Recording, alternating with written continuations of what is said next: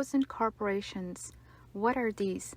These are companies that just exist for the sake of existence. Everything they earn goes back into the business in order for the business to be able to just survive. So there are no real returns for the shareholders, no real profits that are being distributed to the shareholders. Airline industry and the steel industry are some of the examples of these kind of businesses. Now, a lot of investors do make that mistake from time to time, that they invest in these frozen corporations. Benjamin Graham used to talk about Frozen Corporation, a company whose charter prohibited it from ever paying out anything to its owners or ever been liquidated or sold.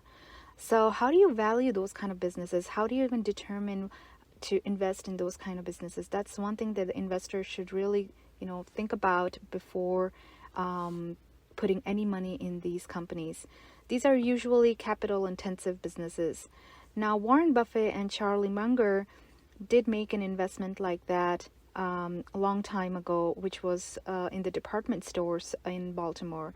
So these were businesses that, just ate up all the cash, ate up all the profits, and for just, being able to survive.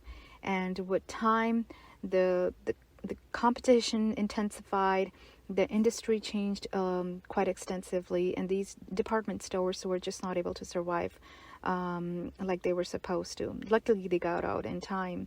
But frozen corporations tend not to give anything back as value or income to their shareholders. Everything they generate and more from the outside needs to be taken in just for the business to survive a day in and day out.